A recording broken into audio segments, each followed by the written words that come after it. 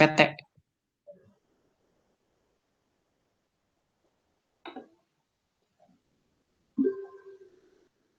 Baik, Assalamualaikum warahmatullahi wabarakatuh. Perkenalkan, kami dari FRI 035 Handy Corporation. Perkenalkan, nama saya Muhammad Firmansyah. Nama saya Fasya Fatimah Azra.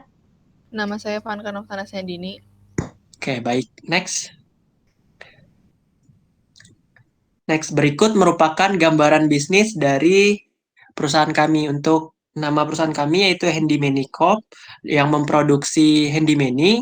Handy Mani itu sendiri merupakan produk yang memiliki 4 fungsi yaitu palu, pahat, kikir, dan kuas. Handy Mani juga dilengkapi dengan penerangan yaitu center. Visi dari perusahaan kami yaitu menjadi perusahaan yang memiliki daya saing yang world class dalam produksi alat perkakas dengan misi seperti yang terlihat pada layar. Next. Berikut merupakan value chain dari perusahaan kami yang terdiri atas support activities dan primary activities. Bisa dilihat pada layar. Next. Berikut merupakan organizational structure dari perusahaan kami. Next. Berikut merupakan STP dari perusahaan kami. Untuk segmenting geografi sendiri, Handy Mani akan dijual di lingkungan rumah tangga dan industri furniture di seluruh wilayah Kota Bandung. Untuk demografisnya sendiri, Handy Mani merupakan alat untuk membantu UMKM yang dikhususkan untuk usia 20 tahun ke atas di lingkungan rumah tangga dan industri furniture. Untuk psikografisnya, Handy Mani merupakan alat untuk membantu UMKM yang dikhususkan untuk usia 20 tahun ke atas di lingkungan rumah tangga dan industri furniture. Untuk behaviornya, perusahaan kami berfokus pada kebutuhan mitra di kalangan rumah tangga dan industri furniture. Kalangan rumah tangga dan industri furniture sangat membutuhkan peralatan yang mudah dan praktis agar mempermudah pekerjaan. Maka dari itu, produk kami memiliki keunggulan berupa 4 fitur sekaligus. Untuk targeting sendiri, perusahaan kami memilih product specialization, yakni membuat inovasi produk dari produk yang sudah ada.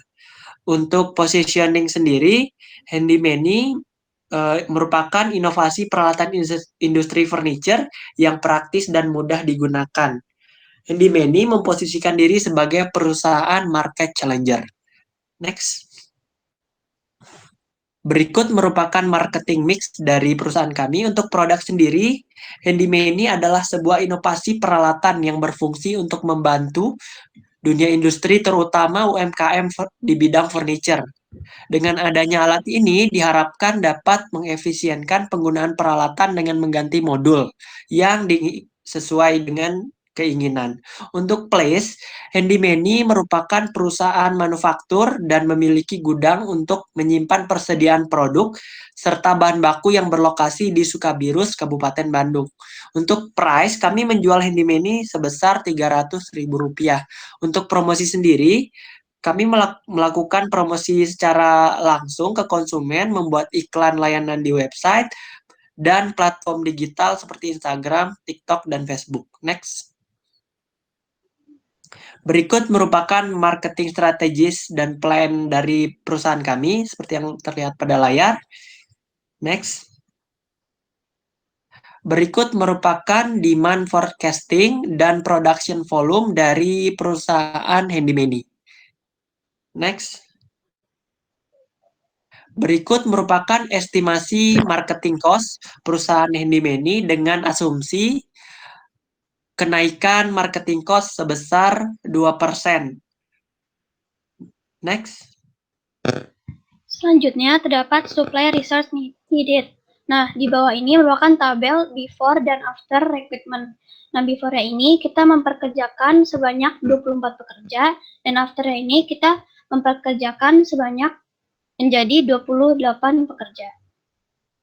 Nah, selanjutnya pada SDM planning ini kita akan memperhitungkan direct labor cost planning, executive cost planning, dan indirect labor cost planning. Nah, untuk cost description-nya sendiri, yaitu terdapat salaries and allowance, recruitment process and selection process, accident insurance, life insurance, healthcare insurance, welfare employees, THR, dan bonus. Selanjutnya, financial projection untuk production and operation cost. Di sini kita akan memperhitungkan direct cost dan factory overhead cost. Nah, factory overhead cost ini merupakan biaya produksi bahan baku langsung dan tenaga kerja langsung. Maka kita akan mendapatkan total production cost yang didapatkan dari penjumlahan antara total overhead cost dan total direct cost. Selanjutnya kita akan juga melakukan perhitungan pada operating cost. Maka kita akan mendapatkan total production cost dan operational cost dari jumlah total operational cost dan total production. Selanjutnya, kita akan melakukan perhitungan untuk fund requirement. Nah, fund requirement yang untuk perusahaan kami ini dengan total 1 miliar sekian. Lalu kita akan melakukan perhitungan source of fund. Nah, source of fund ini memperhitungkan antara dari owner equities dan bank loan sebanyak 80% dan 20% dengan total 1 miliar sekian. Selanjutnya, financial projection untuk cost of goods sold. Nah, di sini kita mendapatkan cost of goods sold dari penjumlahan total overhead cost dan total direct cost. Nah, setiap tahunnya ini COGS perusahaan kami ini terus meningkat. Nah, untuk cost of goods sold per produknya sendiri itu didapatkan dari COGS dibagi dengan direct material cost. Selanjutnya, calculation product selling cost. Nah, di sini untuk percent profit, company's profit, dan selling cost per produknya itu tiap tahunnya untuk perusahaan kami tetap meningkat. Dan untuk membulatkan biaya, kita melakukan perhitungan selling cost rounding per produk. Selanjutnya, financial projection untuk profit loss. Di sini kita akan memperhitungkan income, yaitu sales revenue, cost of goods sold, yaitu initial supply of finished good product, dan direct cost, dan mendapatkan total direct cost. Next. Selanjutnya saya akan menjelaskan tentang profit loss. Jadi sebenarnya profit loss ini sering kita dengar itu laporan laba dan rugi. Jadi laporan keuangan yang merangkum pendapatan, biaya, dan juga pengeluaran yang berlangsung selama periode tertentu. Dan di sini kita bisa menghitung total overhead factory cost-nya, lalu total cost of goods manufacture-nya. Jadi itu tuh HPP-nya atau harga pokok produksi. Dan juga kita bisa menghitung total cost of goods sold, dan dari situ kita bisa dapetin gross profit. Nah, gross profit itu apa sih?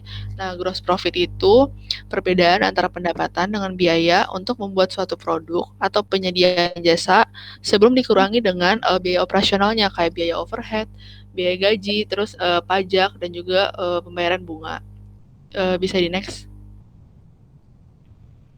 Nah, selanjutnya kita bakal ngitung total operational cost-nya juga. Jadi operational cost-nya itu jadi kayak misalnya kalau lebaran akan ada pengeluaran untuk THR untuk karyawan seperti itu. Next. Nah, nanti kita bisa ngitung juga earning after interest and tax. Jadi kayak pendapatan setelah dipotong dari pajak. Next. Nah, selanjutnya ada cash flow. Nah, cash flow itu laporan keuangan. Jadi isinya itu tentang penerimaan dan pengeluaran kas dalam sebuah perusahaan pada waktu dan periode tertentu. Next. Nah, di sini untuk cash flow-nya itu jadi kita masukin aja biaya yang masuk dan keluar, nanti kita bakal nemuin balance-nya itu di angka berapa gitu. Next. Nah, untuk di balance sheet ini sendiri itu kita sering dengar itu neraca. Jadi neraca itu bagian dari laporan keuangan suatu entitas yang dihasilkan pada suatu periode akuntansi yang menunjukkan posisi keuangan dari suatu entitas tersebut pada akhir periode. Next. Nah, di sini kita bisa ngitung total asetnya. Total asetnya itu jadi ada fixed asset, ada intangible asset, terus kita bisa ngitung juga liabilitas dan juga owner equities-nya. Nah, liabilitas itu apa sih? Nah, liabilitas itu hutang yang harus dilunasi berupa uang atau pelayanan yang harus dibayarkan atau dilakukan pada masa datang ke pihak yang lain gitu. Next. Nah, di sini ada NPV. NPV itu net present value. Jadi itu selisih antara pengeluaran dan pemasukan. Dan selanjutnya ada PBP atau payback period, itu jangka waktu dari pengembalian modal dalam suatu usaha bisnis, di mana periode pengembalian dalam jangka waktu tertentu yang menentukan terjadinya suatu cash inflow yang secara kumulatif itu sama dengan jumlah investasi dalam suatu usaha. Bisa di next. Nah, selanjutnya ada BCR. BCR itu apa sih? Itu tuh adalah benefit cost ratio. Jadi di sini itu sebuah indikator yang berupa merangkum keseluruhan nilai uang dari suatu proyek atau proposal. Next. Oke, selanjutnya adalah eh, di sini dilihat pada layar merupakan jarak antara supplier dan perusahaan kami untuk pilihan pertama, lokasi pertama. Selanjutnya, next, eh, berikut merupakan jarak dari supplier ke perusahaan untuk pilihan lokasi kedua. Next, dan yang terakhir itu ada jarak dari supplier untuk pilihan lokasi ketiga. Next. Berikut merupakan supporting data kuantitatif yang nantinya akan digunakan pada perhitungan untuk mencari lokasi terpilih. Next, berikut merupakan supporting data untuk kualitatifnya untuk 3 lokasi pilihan. Next, berikut merupakan kita menentukan skor untuk setiap alternatif, baik itu untuk kuantitatif dan kita lakukan normalisasi. Next. Berikut merupakan hasil perhitungan skor untuk tiap alternatif untuk faktor supporting data kualitatif. Next. Berikut merupakan hasil perhitungan multiplication untuk wake rate dari tiap faktor tadi dipertimbangkan untuk 3 lokasi pilihan dan diperoleh lokasi terpilih yaitu Kabupaten Bandung dengan nilai faktornya sebesar 83,90,90, lebih besar dari dua alternatif lainnya. Next. Selanjutnya untuk routing sheet. Nah, berdasarkan routing sheet yang didapatkan, mesin yang terpilih untuk proses operasi untuk produk Handyman. Nah, di sini proses dari Handyman itu terdapat 8 proses operasi dengan total mesin yang dibutuhkan sebanyak 14 unit. Selanjutnya, melakukan penentuan material handling. Di sini kita akan menentukan stacking. Nah, tahap yang pertama yaitu menentukan stacking maksimum dari proses pembuatan produk Handyman dengan menentukan panjang, lebar, dan tingginya. Setelah itu, kita akan melakukan stacking calculation dengan menggunakan software Stack Builder. Nah, berikut merupakan hasil dari stacking calculation dan input data untuk unit load calculation. Selanjutnya, kita akan menentukan unit load. Nah, total MHE-nya itu kita mendapatkan dari unit load sebesar 41 yang terpilih. Dengan total MHE 4 unit dan optimum time-nya sebesar 1457 menit. Selanjutnya, kita akan menentukan frekuensi MHE untuk setiap fasilitas pada proses pembuatan produk Handyman dan didapatkan setiap prosesnya itu frekuensinya 1.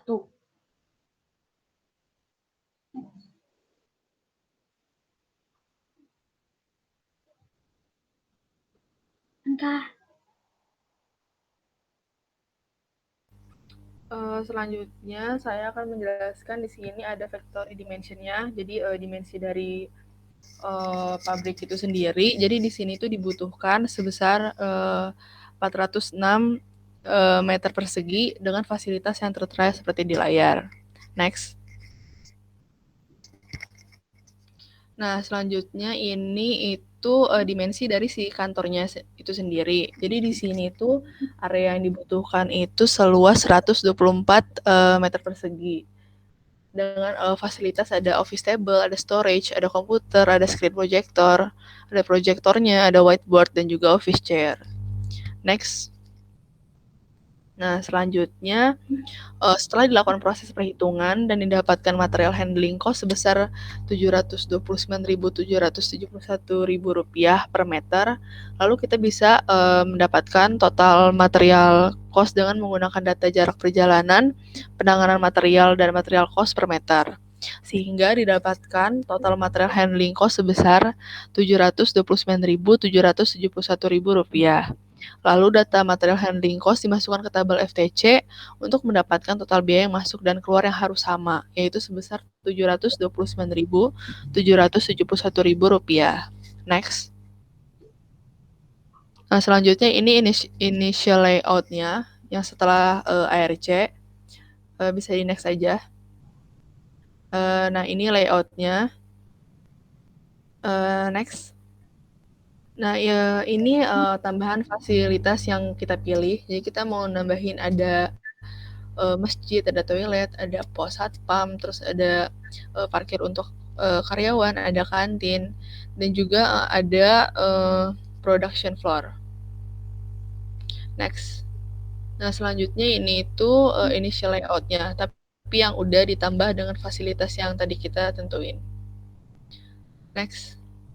Nah, untuk pemilihan final layout ini itu ditentukan oleh total cost terkecil dengan menggunakan software WinKSB dan mendapatkan nilai sebesar 616.108,38. Next. Nah, berikut final layout-nya yang tadi udah ditambah facilities juga dan ditentukan menggunakan software WinKSB. Next.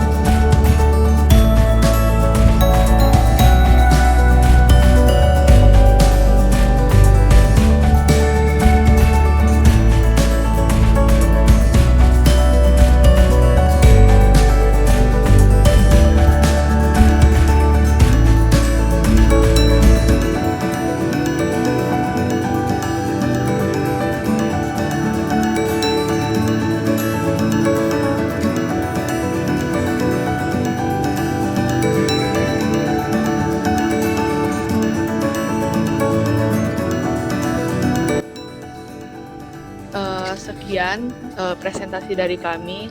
Mohon maaf bila ada kekurangan dan salah-salah kata.